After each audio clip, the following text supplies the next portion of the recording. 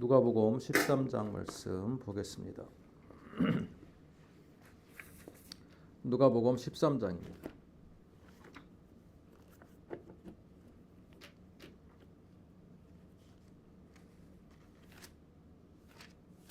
24절에서 30절.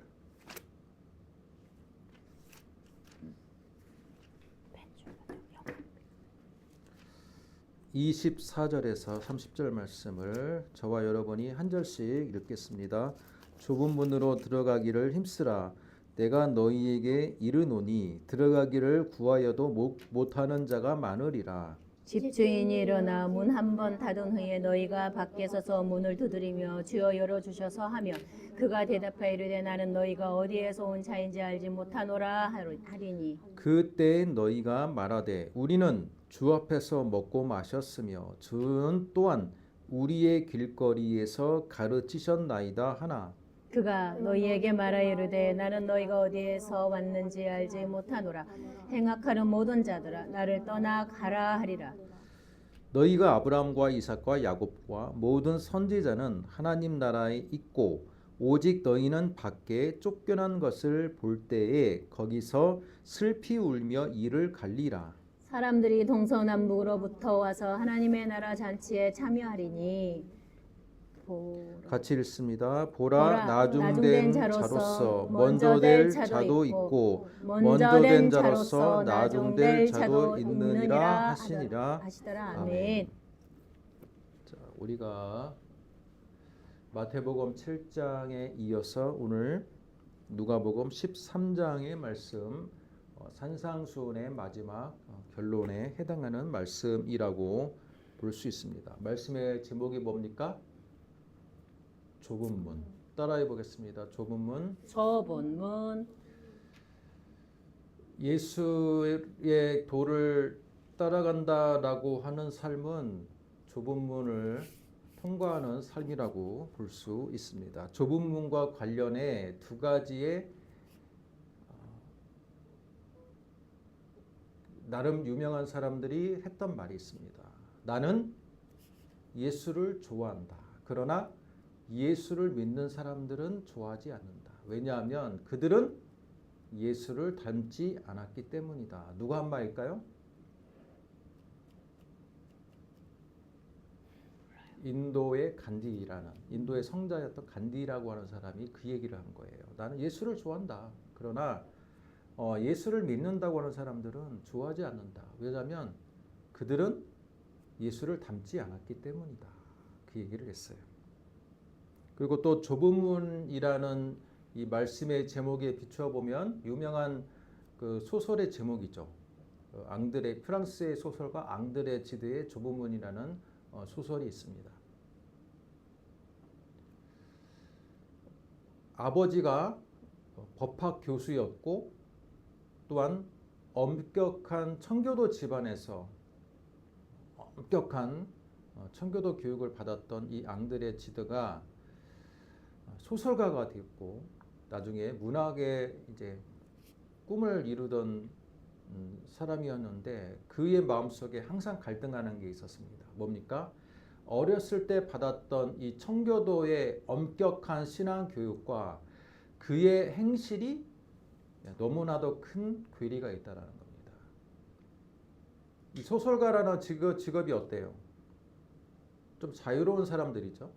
자유로운 사람들이고 또 여러 가지 사상적인 자유함을 추구하는 사람인데 그가 이 자유함을 추구하다 보니까 어렸을 때 받았던 이 청교도 교육이 자꾸 자신의 마음에 찔리는 겁니다. 심지어 이성 간의 교제를 할 때에도 그런 게 찔리는 마음이 있어서 되게 청교도적인 그런 갈등의 모습을 가지고 그가 자전적으로 소설을 쓴 게 좁은 문이죠. 나중에는 이제 사촌 누이하고 결혼을 했지만 그의 마음속에 죄성, 그가 가지고 있는 이 욕망, 컨트롤할 수 없는 그 욕망과 청교도의 그 엄격한 윤리 기준 사이에서 나름 갈등했던 자서전적인 소설이라고 볼 수 있습니다. 그들은 유명한 동성애자였어요. 그러다 보니까 여러분 청교도에서는 동성애를 어떻게 말합니까? 굉장히 무거운 죄로 말하죠. 그래서 자신의 타고난 동성애적인 성향과 실제 청교도의 이 삶을 준수를 하고자 하는 그 신앙의 갈등이 크게 충돌을 했고 결국은 그는 어떻게 됐을까요? 좁은 문을 갔을까요? 못 갔을까요? 좁은 문을 포기하고 무신론자가 됐습니다.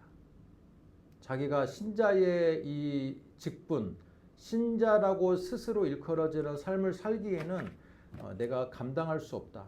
나의 타고난 이 욕망과 또는 세상적인 그런 추구하는 그 생각들을 신앙의 삶과는 같이 병행할 수가 없다라고 생각해서 그는 나중에는 신앙을 포기했습니다. 여러분, 이 좁은 문이라고 말하는 이 예수님의 이 말씀은 우리에게도 주어져 있는 과제라고 볼 수 있습니다. 1차적으로는 신앙의 길을 걸을 것이냐, 세상의 길을 걸을 것이냐의 선택에서 우리는 좁은 문인 신앙의 길로 접어든 사람이라고 볼 수 있습니다. 하지만 신앙의 삶을 접어들었다 할지라도 그 안에 또한 또 좁은 문이 있다라는 거예요. 무슨 좁은 문입니까? 흔히 말하는 세속적 신앙인과 또는 세속적 신앙인의 삶을 버리고 다시 한번 제자도, 예수의 삶을 따르는 제자도의 삶을 따를 것이냐라는 선택의 길로에 우리는 서 있고 그 중에서 정말 어려운 결정, 예수의 삶을 우리는 추구하고 따르겠다라고 결단하고 실천하는 자가 바로 좁은 문에 해당한다라고 볼 수 있습니다. 그래서 실제로는 우리 대한민국에 800만 명의 개신교인들이 있다라고 하지만 예수님의 팔복의 말씀 또는 예수님의 이 좁은 문의 기준으로 본다면 과연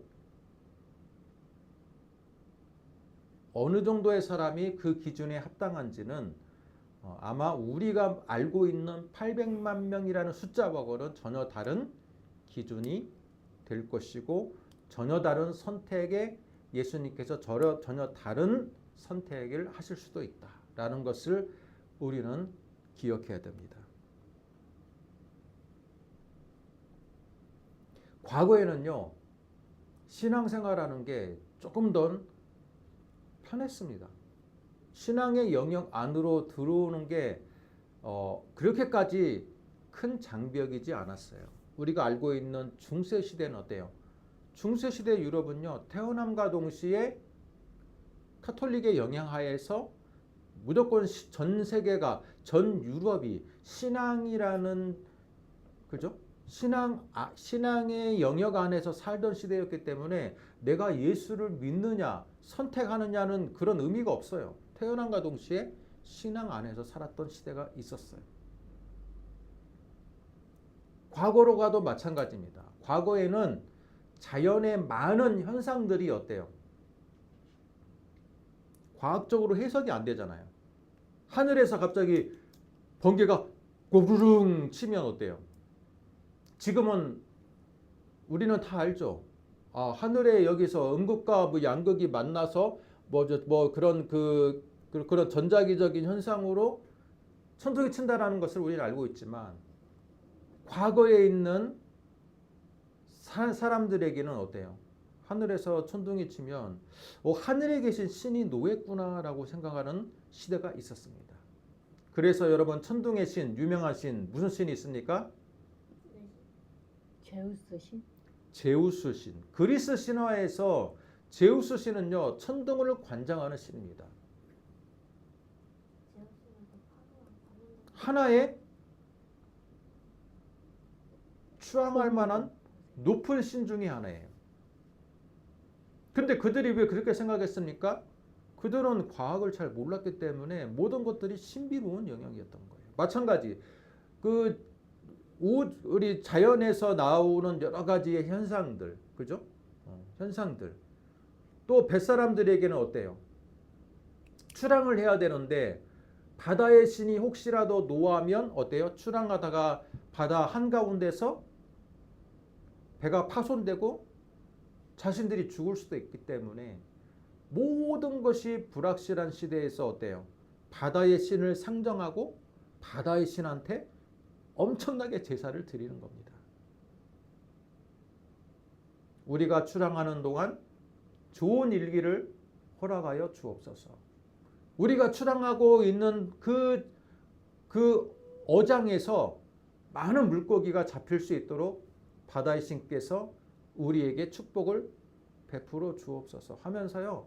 막 꽹가리 치고 막 제사 많은 음식을 드리고 심지어 인신공양까지 드리던 과거의 시대가 있었습니다. 그렇게 해서라도 바다의 신의 노여움을 잠재우기 위해서. 그런데 지금은 어떻습니까? 지금은 바다의 신이 있다라는 거 믿는 사람 있습니까? 아니요, 지금도 있어요. 지금도요, 뱃사람들 보면요, 출항하기 전에 북치고 꽹가리 치고 제사 지냅니다. 근데 문제 거기서 말하는 바다의 신이라는 것은 풍요의 신이죠. 우리가 그물을 내렸을 때 좋은 어장에서 또 많은 물고기를 만날 수 있도록 해달라는 그 인간적인 욕망과 바램을 신을 만들어서 투영하는 겁니다. 그렇죠? 하지만 대부분의 사람들은 바다의 신을 믿지 않아요. 왜? 이미 바다의 신은 과학적으로 전혀 근거가 없다라는 것을 알기 때문이죠. 제가 왜 이 얘기를 합니까? 과거에는요, 하늘에 하나님께서 계시다 그러면 하늘이라는 것은 과거의 고대인들에게는요, 삼층 천과 같은 개념이에요. 그죠? 구름이 떠다니는 첫 번째 하늘이 있고 또 두 번째 하늘은 궁창이라고 해가지고 여러분 비가 내리는 그런 물이 하늘에 두 번째 하늘에는 물이 담겨 있다 해서요. 그 물에서 비가 떨어진다라고 생각했습니다. 창세기에도 그런 표현이 있죠. 그죠? 노아의 방주 그 사건을 보면요. 하나님께서 하늘의 궁창을 여셨다. 그래서 하늘이 그 궁창에 있는 물이 다 땅으로 쏟아졌다라는 그런 표현이 있습니다. 세 번째 하늘은 드디어 신의 영역인 거죠. 그런 시대에서 여러분, 그런 시대에서 있는 사람들은요. 하늘에는 무조건 신이 있다라고 믿는 것이 너무나도 자연스러운 현상이었습니다. 그러나 지금 우리 시대는 어때요? 하늘에 로켓 타고를 가봤더니 하늘은 여러분 성층권이 있고 대기권을 벗어나면 성층권이 있고 우주가 있지 하늘의 세계에 하나님이 있다라는 것을 누가 물리적으로 믿는 사람은 없는 거예요. 그렇죠? 하늘나라가 물리적으로 어디에 하늘에 있을 줄 알았는데 로켓을 타고 가보니까 아무것도 없어요. 그래서 여러분 영국의 로빈슨이라는 사람이 신에게 솔직이라고 1960년대 책을 썼는데 그 사람이 그거 하는 거 그거예요. 그 사람이 성공의 그 주교였던가 그러는데 그 사람이 하늘에 가봐라. 하나님 세계가 있다고 성경은 이야기하는데 없지 않느냐. 여러분 그렇게 이야기하는 부분도 있어요. 그래서 지금은요. 우리가 믿는 하늘의 세계는 어디입니까?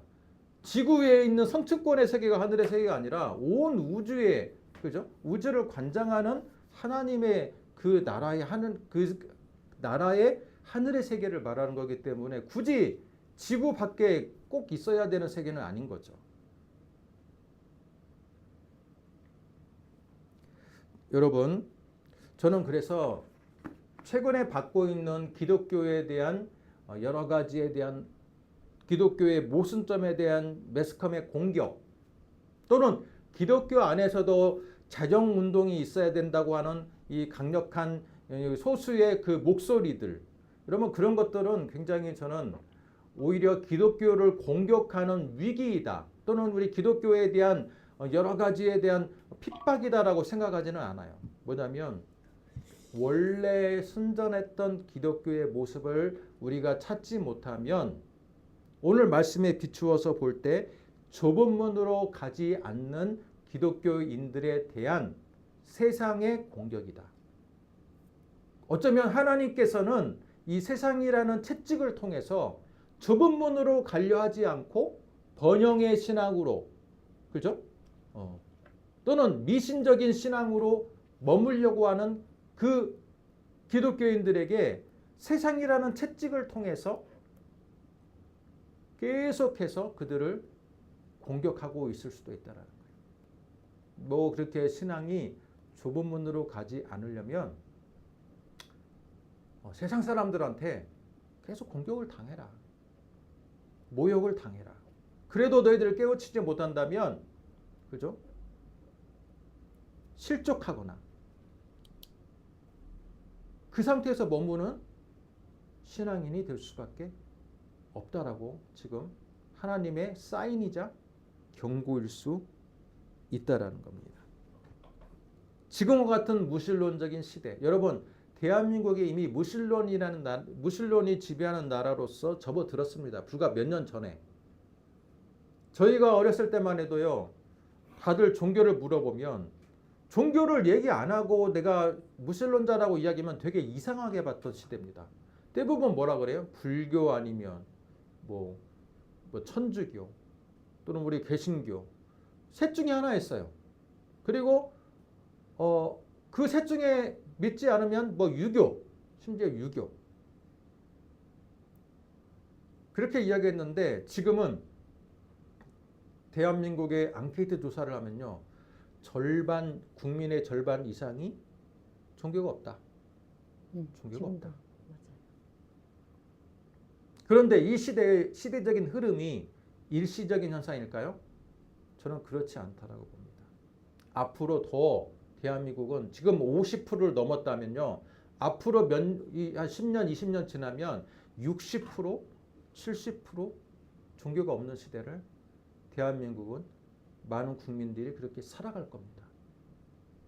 그러면 우리는 이러한 시대적인 흐름을 어떻게 준비를 해야 되느냐? 어떻게 준비를 해야 됩니까? 우리의 신앙의 유산을 그래도 우리 자녀들에게 남겨야 되는 것. 그게 우리가 해야 될 중요한 사명이라고 볼 수 있습니다. 야, 너희들 신앙은 너희들이 선택해. 우리 대한민국은 자유가 있는 나라이니까 너희들이 선택해라고 하는 부모들도 있어요. 그러나 여러분, 좋은 것을 내 삶으로 깨우친 인생의 진리를 또는 종교적인 진리를 자녀들에게 물려주는 것이 부모의 역할이지 않을까요? 부모가 단순히 자녀들에게 돈을 물려주고, 그죠? 여러 가지 이 정치적인 권력을 물려주는 것이 부모의 역할이 아니라 진정한 부모는 뭡니까? 자신들이 살아왔던 인생의 진리를 자녀들에게 추천해주고 물려주는 것이 부모의 가장 중요한 역할이라고 생각합니다. 그 중에 하나가 바로 종교적인 진리일 겁니다. 종교적인 진리.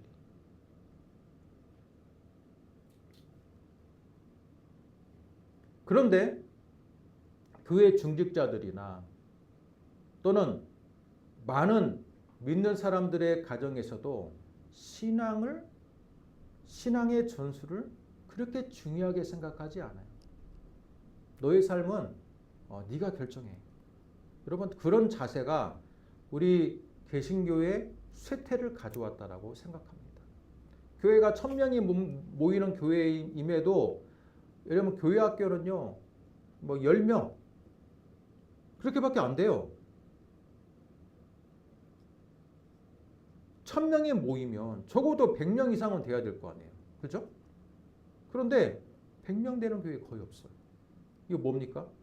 신자들의 가정에서조차 자녀들에게 신앙의 삶을 권유하지 않는다는 거. 권유하지 않는다는 거. 나는 어쩔 수 없이 신앙을 가졌지만 너희들이 결정해라. 너희들의 인생을. 여러분, 그렇게 생각하고 있는 부모들이 의외로 많다라는 겁니다.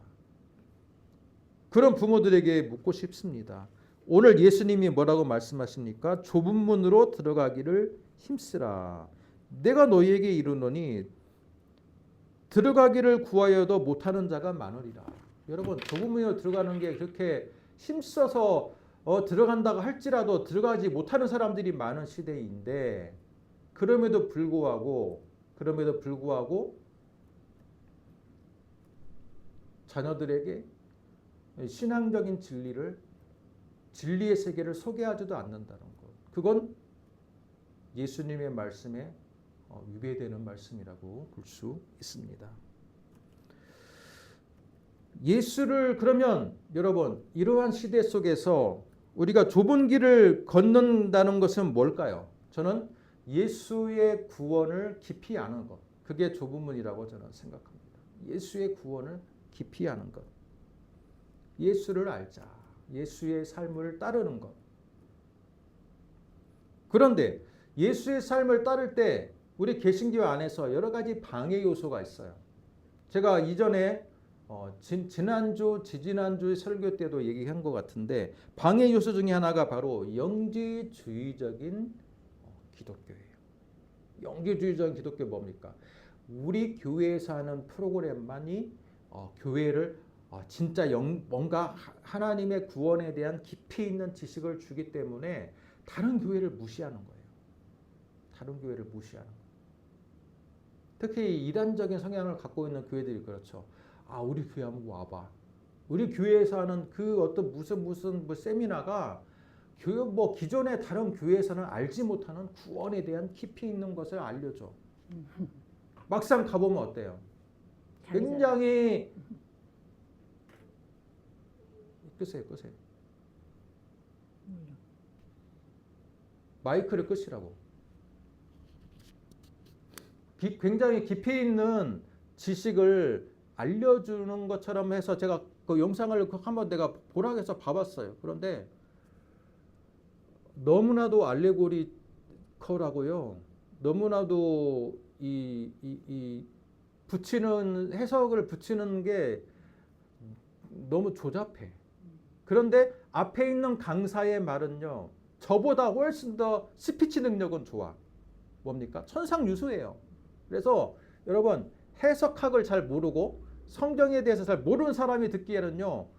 멋진 양복을 입고 스피치 능력이 좋고 굉장히 논리적이고 또 PPT 막 멋지고 그것에 반하는 겁니다. 근데 내용을 보면 굉장히 조잡해요.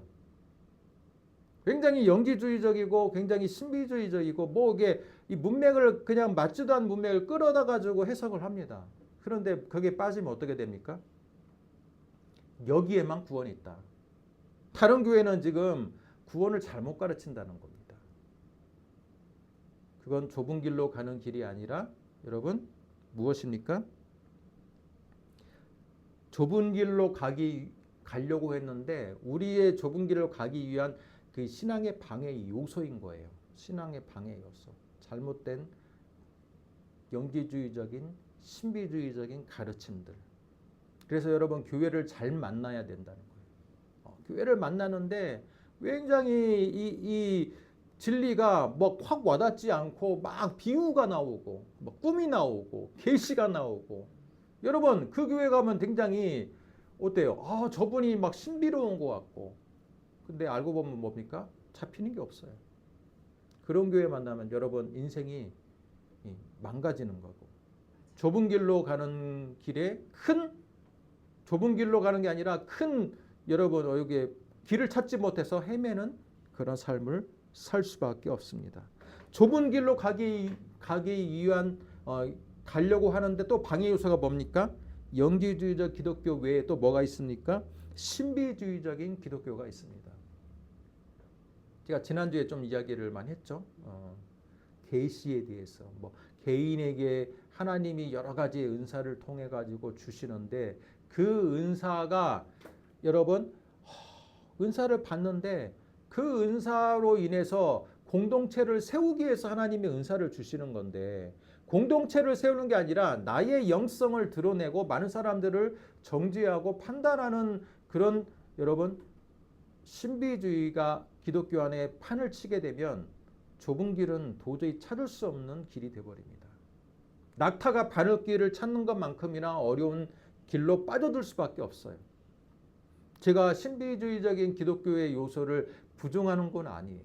지난주도 얘기했지만 제가 그 부분에 대해서 항상 열려있기 위해서 노력하는 사람입니다. 그러나 여러분 여러 가지 은사주의가 여러 가지 신비적인 기독교가 우리 한국교회에 끼친 영향은 단시간에 부흥을 가져오고 확실한 신비 체험을 통해 가지고 신앙의 확신을 가지다 보니까 많은 사람들이 개신교 안으로 유입되고 그죠? 좋은 신자들이 되는 데는 크게 공헌을 했어요. 그러나 좁은 문으로 가는 기독교, 좁은 문으로 가는 기독교, 영성이 온전하게 세워지고 가는 기독교를 하는 데는 오히려 신비주의적인 기독교가 방해 요소가 되었다는 거예요. 많은 사람들이 결정할 때 뭡니까? 예언한 사람을 쫓아가고 능력 행하는 사람을 쫓아가고 어느 사람들한테 의지합니다. 마치 무당한테 의지하는 것처럼 그렇게 개인한테 의지를 해요.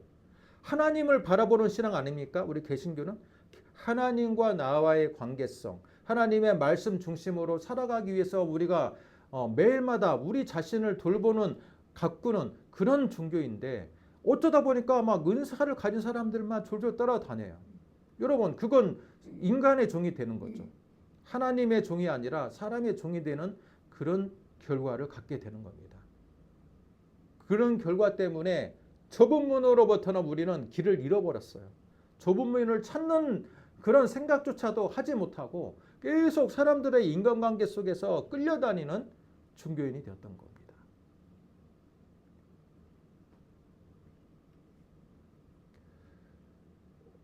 하나님이 우리에게 주신 은사자들은 저는 은사는 지금도 있다라고 봅니다. 은사 있어요 지금도. 근데 그 은사를 갖고 있는 사람들의 양상을 볼 때 많은 사람들이 잘못된 또는 하나님을 가장한 은사자일 수도 있다라는 거예요. 그게 무서운 현실입니다. 마태복음 7장에서 나더러 주여 주여 하는 자마다 다 천국에 들어갈 것이 아니라고 예수님 말씀하셨고 또 그중에 많은 사람들이 뭡니까? 내가 주의 이름으로 선지자 노릇하고 주의 이름으로 병을 쫓고 병을 낫게 했던 우리들인데 왜 우리를 모르십니까? 라고 할 때 주님 뭐라고 하십니까? 내가 너희들을 도무지 모르겠다. 이거 뭡니까? 제가 지난주에도 얘기했죠. 이건 둘 중에 하나라고. 뭡니까?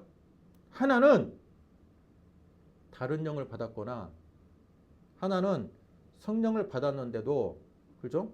잘못 사용하는 거죠. 잘못 사용. 다른 영을 받았기 때문에 내가 도무지 알지 못한다고 하지 않습니까? 이처럼요. 여러분 영의 세계는요. 우리가 지금 살아가는 이 3차원의 세계와는 달리 딱 떨어지지가 않아요. 겉으로 드러나는 게 똑같은 능력을 행하고 똑같이 하나님의 이름으로 예언을 해주고 하나님의 이름으로 병을 고치는데 그런데 놀라운 것은 하나님으로 이름으로 병을 고치는 그 사람이 다른 사람의 영, 그죠? 샤머니즘의 영을 받아가지고 하나님을 빙자해서 그렇게 할 수도 있다라는 거예요. 그러니까 이 영의 세계는 굉장히 무서운 거예요. 무서운 겁니다. 내가 신앙이 좋은 분이었고 좋은 은사자였다고 해서 내가 의지했던 분인데 알고 봤더니 그분이 그죠? 비건전한 영의 영향을 받아가지고 처음에는 공동체를 세우는 것처럼 그분한테 많은 사람들이 상담하러 오는데 알고 봤더니 그 열매가 어때요? 열매로 한다겠죠? 그 열매가 교회를 분열시켜. 나중에는 담임 목사를 따라가지 않고 이분한테 추종자가 생겨. 교회가 절단이 나고 분열이 됐어. 그러면 그 사람이 공동체를 세우는 역할에 기여를 하는 게 아니라 오히려 분열시키는 데 기여를 하고 있잖아요. 그럼 어떻게 됩니까? 그 사람의 받은 영이 잘못될 수도 있는 거예요. 저는요, 은사는요, 우리가 눈에 보이는 그 많은 은사자들이 다 은사자라고 생각하지 않아요. 정말 하나님께 받은 그 소수의 사람들의 맑고 투명한 은사를 가진 사람들이 있을 겁니다. 그러나 그것을 가장하고 또는 그것을 그 사람들만큼의 순수한 은사를 갖고 있지 못하는 사람들이 더 많아요. 가짜가 더 많다라는 거예요.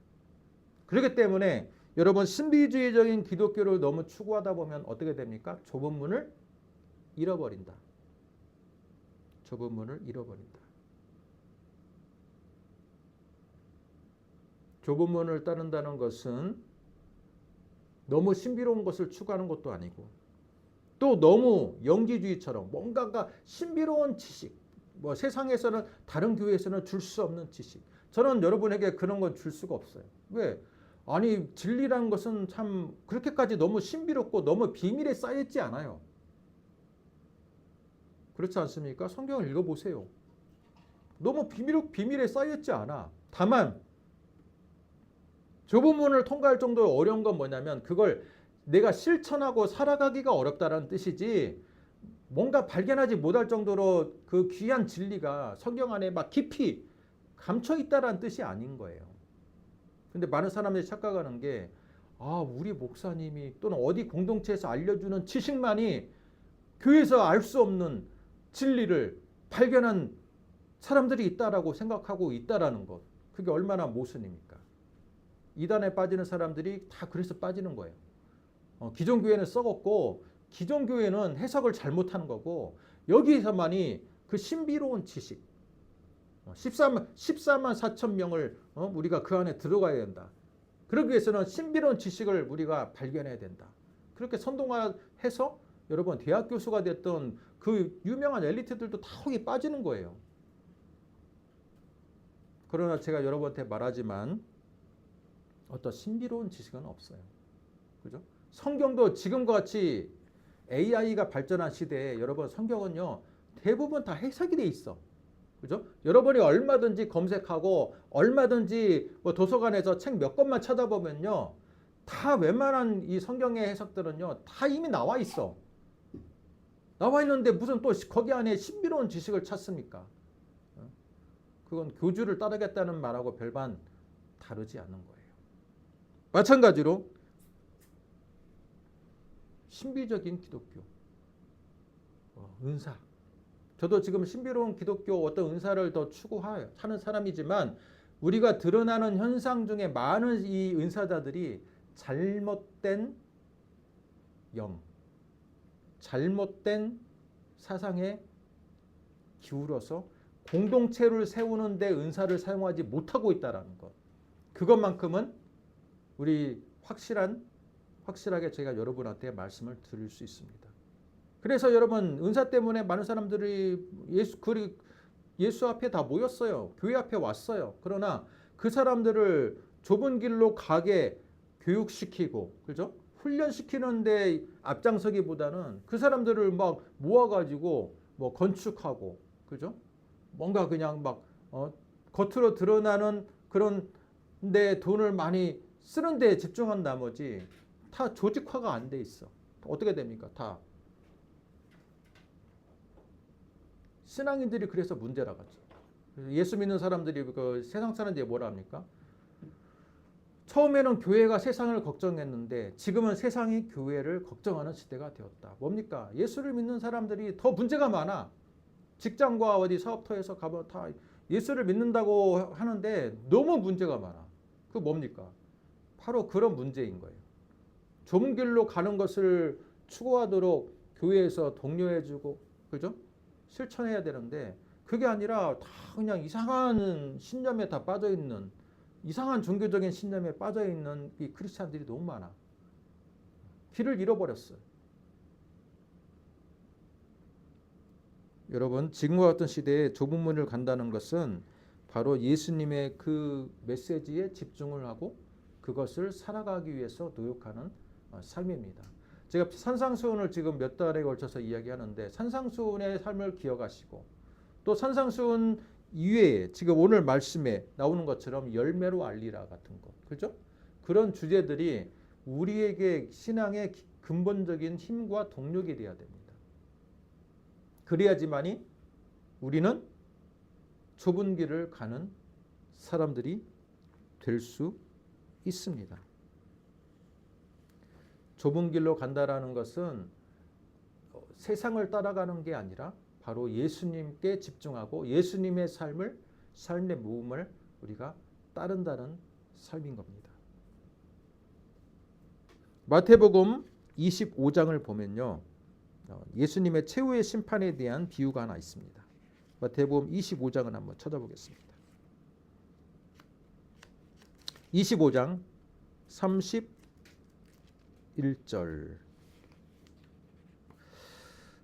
25장은 여러 가지 비유가 나옵니다. 열처녀 비유가 있고 달란트 비유가 있습니다. 그 중에 또 하나가 바로 양과 염소의 비유입니다. 이 세 가지의 비유는 결국은 뭡니까? 최후의 심판을 주제로 하는 비유입니다. 열처녀 비유 뭡니까? 그죠? 끝까지 신랑이 올 때까지 졸지 마라 라는 거고, 달란트 비유는 뭡니까? 내가 5달란트를 받았던 2달란트를 받았던 1달란트를 받았던 결국은 주인이 와서 결산할 때가 있다라는 거예요. 그죠? 그때가 바로 최후의 날인 겁니다. 마찬가지로 제가 오늘 여러분에게 소개하는 마태복음 25장 31절부터 나오는 이 비유는 모든 민족을 그 앞에 모으고 목자가 양과 염소를 구분하겠다. 그죠? 그런데 구분하는 기준이 뭡니까? 신비로운 구원에 대한 지식을 알고 있느냐 모르고 있느냐로 구분하는 게 아니에요. 열처녀 비유와 달란트 비유와 오늘 양과 염소의 비유의 똑같은 결론은 뭡니까? 너희들이 어떤 신비로운 구원의 지식을 알고 있느냐가 중요한 게 아니고 어떤 은사를 받았냐가 중요한 게 아니고 뭡니까? 뭐를 남겼느냐가 중요해요. 뭐를 남겼느냐. 달란트를 남겼느냐. 마찬가지로 여러분 양과 염소의 기준이 뭡니까? 35절 내가 줄일 때 너희가 먹을 것을 주었고 목마를 때 마시게 하였고 나그네 되었을 때 영접했다.